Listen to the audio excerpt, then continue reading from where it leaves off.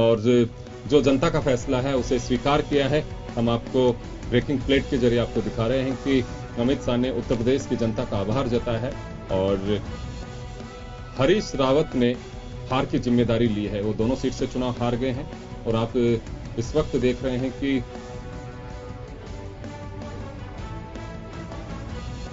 अमरिंदर सिंह पटियाला से चुनाव जीत गए हैं। वो सारे हर्डल्स से उनकी दूर हो चुकी हैं क्योंकि खुद भी जीत गए हैं और पार्टी को जिता ले गए हैं, तो मुख्यमंत्री बनना तय माना जा रहा है। जो कप्तान पहले भी कई बार अप एंड डाउन होते रहे हैं कि उनको कई बार ये लग रहा था कि पता नहीं मुझे मुख्यमंत्री के रूप में रखेंगे कि नहीं रखेंगे। चर्चाएं थी कि आम आदमी पार्टी में जा सकते हैं, लेकिन अब अमरिंदर सिंह मुख्यमंत्री वहां बन सकते हैं।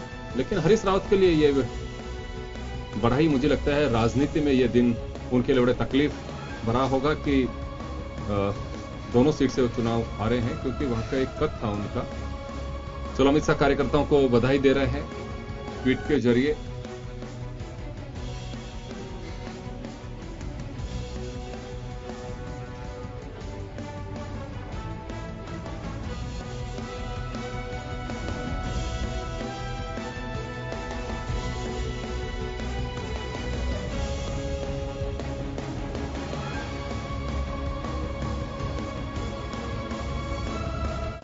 साहब, मैं आपके पास में आना चाहूंगा। देखिए, अनिल जी ने एक बात कही है विश्लेषक के रूप में कि प्रतिपक्ष की पार्टियों को अब थोड़ा सा समझना चाहिए, अगर मोदी को रोकना है तो एक स्ट्रेटेजी का पार्ट है ये।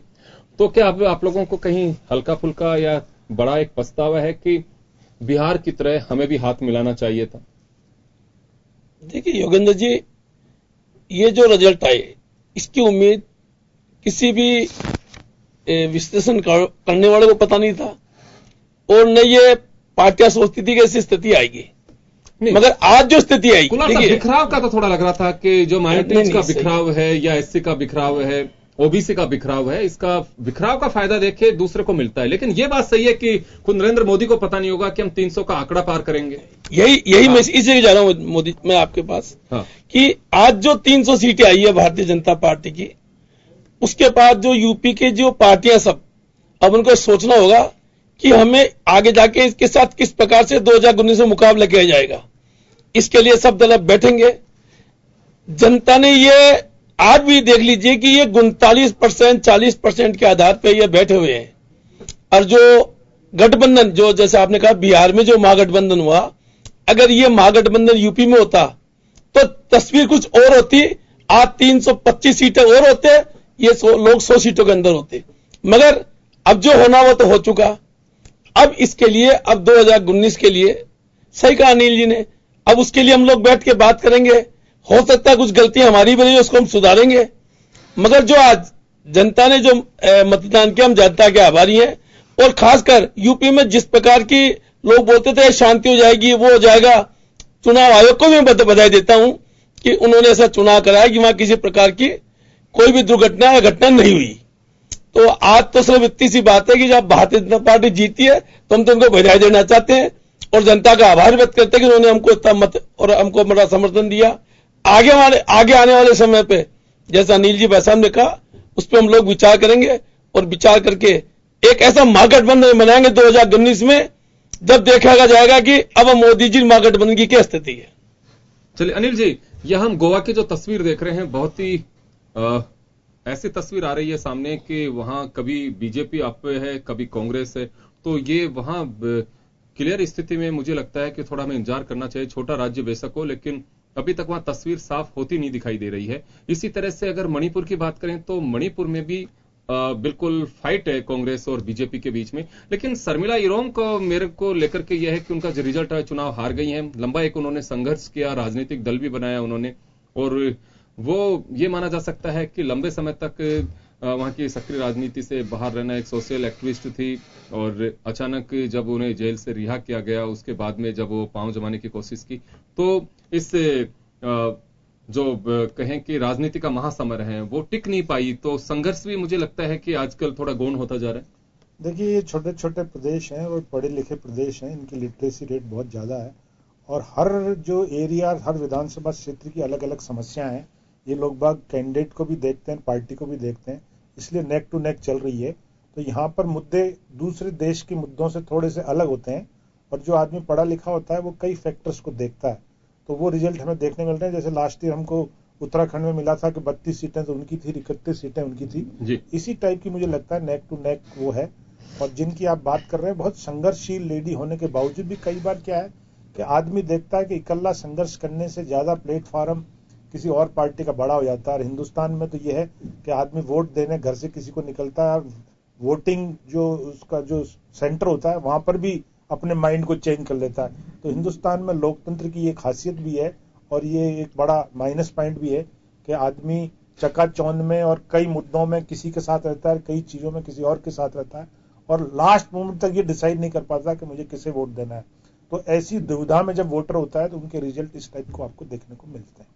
देखिए, एक दूसरी चीज आप यहाँ एक देख रहे होंगे कि हर जगह सत्ता जिस पार्टी की है वह बदलाव की पहल है, बदलाव की कोशिश की जा रही, चाहे उत्तर प्रदेश हो, चाहे उत्तराखंड हो, चाहे पंजाब हो, गोवा हो या मणिपुर हो। गोवा मणिपुर की अभी तस्वीर पूरी तरह से साफ नहीं हुई है, लेकिन उत्तराखंड में कांग्रेस को बाहर किया, समाजवादी पार्टी को उत्तर प्रदेश में बाहर किया है, और भाजपा अकाली गठबंधन को पंजाब में बाहर किया। तो यहां यह माना जा सकता है कि सत्ता विरोधी लहर भी थी कुछ इस बार। देखिए, ये मोटे तौर पे हिंदुस्तान में आप हर इलेक्शन में देखिए, अगर आप इस इलेक्शन का भी एनालिटिकल एक दूसरे एंगल से करें तो सत्ता में थी समाजवादी पार्टी, वो बाहर हो गई। अकाली दल था पंजाब में, वो बाहर हो गया। तो आप देखिए सत्ता विरोधी, ऐसे ही उत्तराखंड में जो सत्ता में कांग्रेस थी वो बाहर हो गई। तो जो जूझ रही है बीजेपी अपनी सत्ता वापस रिगेन करने के लिए जूझ रही है। मोटे तौर पे हिंदुस्तान में जो है ना, जो सत्ता में रहते हैं उसका सत्ता विरोधी एक पक्ष चलता भी है। अब वो फ्लोटिंग वोटर जो हिंदुस्तान में 4-5% होते हैं, वो फ्लोटिंग वोटर्स ही इधर से उधर घूमते हैं। जो बीजेपी का कार्य करता है वो हमेशा बीजेपी को वोट देगा, जो कांग्रेस से जुड़ा हुआ आदमी वो देगा। एक फ्लोटिंग वोटर्स की अलग महत्व है, वो राजनीतिक वो लोकतंत्र में बड़ी इंपॉर्टेंस है उसकी। तो वो हमेशा फ्लोटिंग वोटर्स, अगर कोई अच्छा काम नहीं करता तो तुरंत दूसरे साल में उसका किसी से प्रेम नहीं होता, वो परफॉर्मेंस को देखता है, उसकी परफॉर्मेंस ठीक नहीं होती तो दूसरी जगह चला जाता है। अब आप देखिए उड़ीसा में जहां पर बीजेपी बहुत पीछे है, वो वहां के लोअर जो है म्युनिसिपल जो रिजल्ट्स हैं उसमें बड़ी अच्छी परफॉर्मेंस है। वो यही है कि सामने जो विरोधी दल था उस पर लोगों का कॉन्फिडेंस नहीं आया। एक लोगों को जो है राष्ट्रीय पार्टी के रूप में जब कोई आदमी केंद्रीय स्तर पर जो है काबिज रहता है तो आदमी देखता है कि इसको मौका देना चाहिए, क्योंकि हमारे यहाँ सिस्टम लोकतंत्र का ऐसा हो गया है कि जो केंद्र की सरकार में काबिज है वो स्टेट में बड़ी दखलंदाजी उसकी हो सकती है, वहां पे फंड्स दे सकता है, वहां के डेवलपमेंट के लिए कोई काम कर सकता है। तो निश्चित तौर पर ये ऐसी चीजें हैं जो लोकतंत्र के फायदे की भी चीज है। लोकतंत्र का कहीं अगर माइनस पॉइंट है तो वो है। तो ये हेर फेर जो है लोकतंत्र का पार्ट है और इसको हमको हर इलेक्शन में देखने को मिलता है। जी चलिए, मैं एक बात जानना चाहूंगा सुरेश जी आपसे यहाँ पे कि अभी कुछ पहले वक्त के पीछे जाएं तो नोटबंदी 8 नवंबर से जब से की है नरेंद्र मोदी ने, उसके बाद की जो स्थितियां बनी, क्योंकि लगातार मोदी ये बात एक क्ल्यू दे चुके हैं और एक अंदाजा भी लगाया जा रहा है कि अगला कदम उनका लैंड्स को लेकर के हो सकता है। आर्थिक सुधार की दृष्टि से देखा जा रहा है, मुझे बहुत अच्छे से ध्यान है कि ऊर्जा सुधार के क्षेत्र में नरेंद्र मोदी ने गुजरात में बड़ा कदम उठाया था। वीसीआर भरने का सिलसिला हो, चाहे कनेक्शन वहां के पूरे रूट के कार्ड देने की बात हो जो बिल नहीं जमा करा रहे थे, और कुछ ऐसे एक उन्होंने सख्त कदम उठाए थे। लग रहा था कि जब गुजरात का चुनाव होगा तो मोदी को इसका खामियाजा उठाना पड़ेगा, लेकिन वो जीत गए। उसके बाद और सख्त हुए वो। तो अब लगता है कि नोटबंदी को लेकर के जो एक कमजोर कड़ी बीजेपी की लग रही थी, नरेंद्र मोदी की लग रही थी, मोदी का अपना एक कदम था ये, तो अब आर्थिक सुधारों के लिए और कुछ सख्त कदम उठा सकते हैं। देखो, मोदी जी क्या कदम उठाएंगे ये तो भाजपा जाने और मोदी जी जाने जी, लेकिन आज भी हम कतई मानने को तैयार नहीं है कि नोटबंदी का जो काम किया भाजपा के प्रधानमंत्री नरेंद्र मोदी जी ने वो खुद का निर्णय था, न वो रिजर्व बैंक का निर्णय नहीं था, न कोई अधिकारी उसमें इन्वॉल्व थे। जो काम नरेंद्र मोदी जी ने किया है वो अभी तक गरीब तबके की जनता के समझ में नहीं आया है। कोई बॉम्बे से, कोई अहमदाबाद से, कोई जयपुर से जब यूपी बिहार की लेबर इस होली पे अपना बस्ता साथ लेके जाएगी, सेठ उसको काम छोड़ देगा, क्योंकि जो इंडस्ट्री की हालत है, चाहे छोटे उद्योग धंधे हों उनकी हालत है, एग्रीकल्चर की हालत है, सबकी हालत खराब है। और ये कह रहे हैं हमारी ग्रोथ रेट बढ़ रही है। ये केवल केवल अभी देखने को मिल रहा है, सारे जितने अर्थशास्त्री हैं विश्व के, वो सारे कह रहे हैं कि वोट के इस चेंज से बुरा असर पड़ेगा। केवल मोदी जी कह रहे हैं इसका अच्छा असर पड़ेगा। तो ये तो जो सारी चीजें हैं जो समय के अनुसार, समय के हिसाब से चलेंगे। आज का दिन है, ये भाजपा का दिन है, यूपी में जीती है, जीत के उनको बधाई, जनता ने उनको मत दिया है। लेकिन इसका जो बुरी चीज है या कोई बुरा निर्णय है या आपकी कोई बुरी नीतियां हैं, वो एक दिन में कोई खत्म नहीं होती और एक दिन में अच्छी नीति भी कोई बाहर नहीं होती। चलिए कुलवाल साहब, मैं आपसे जानना चाहूंगा कि मोदी साहब मजबूत हुए हैं अभी, ये उत्तर प्रदेश चुनाव के बाद से 5 राज्यों के चुनाव है, उत्तराखंड उत्तर प्रदेश दोनों जीत गए हैं, तो मजबूत निश्चित रूप से होंगे। पंजाब का गम बीजेपी को है नहीं क्योंकि वहां गठबंधन में थे। तो कुछ ऐसी चीजों की एक अपेक्षा, उम्मीद की जा सकती है कि कुछ ऐसे कदम उठाएंगे कि मोदी अब कुछ सख्त हो सकते, क्योंकि नोटबंदी को उन्होंने पॉजिटिव उसमें देखा है।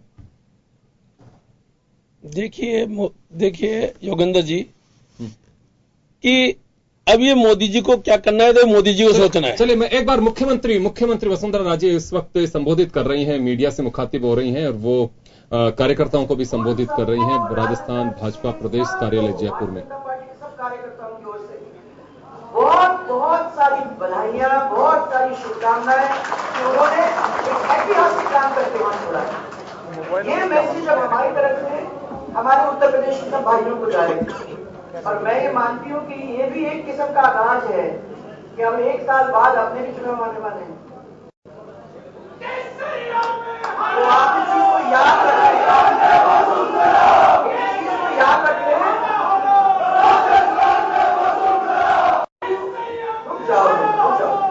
आप इस चीज को याद रखें कि जिस तरीके से हम लोगों ने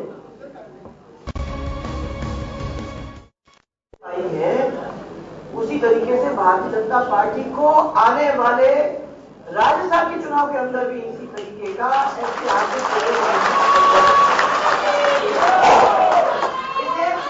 एक जोरदार नारा मेरे साथ, जोरदार, भारत माता की, एक जोरदार भारतीय जनता पार्टी, मोदी जी राष्ट्रीय अध्यक्ष, सब लोगों को आगे मिलके उत्तर प्रदेश के सब राज्यों को बहुत सारी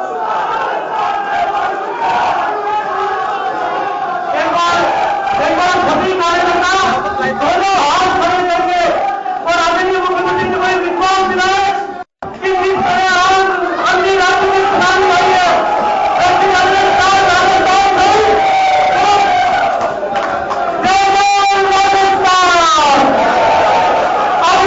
राजस्थान में भी ऐसी सुनामी।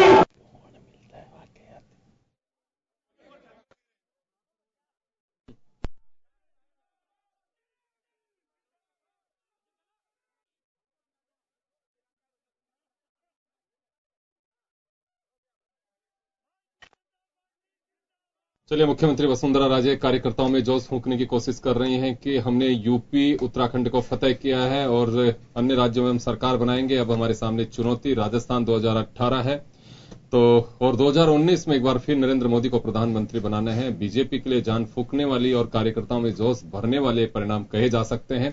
खैर चलिए, लेकिन अब यह कहा जा सकता है कि नरेंद्र मोदी नोटबंदी के बाद के इस बड़े महासमर में अगर कामयाब हुए हैं तो ये तय माना जाना चाहिए कि आर्थिक सुधारों के लिए अब उनकी सख्ती और जारी रहेगी। नोटबंदी के बाद अब लगता है कि जमीनों पे उनका निशाना रहेगा। ज्वेलरी के लिए पहले ही वो निर्देश दे चुके हैं और समीक्षक जो हैं लगातार यही कह रहे हैं कि मोदी अपने अंदाज से चलते हैं और अब कुछ सख्त कदम और उठा सकते हैं। चलिए एक बार के लिए हम यहां विराम देंगे और फिर लौटेंगे नए पैनल के साथ में। तब तक के लिए दीजिए इजाजत।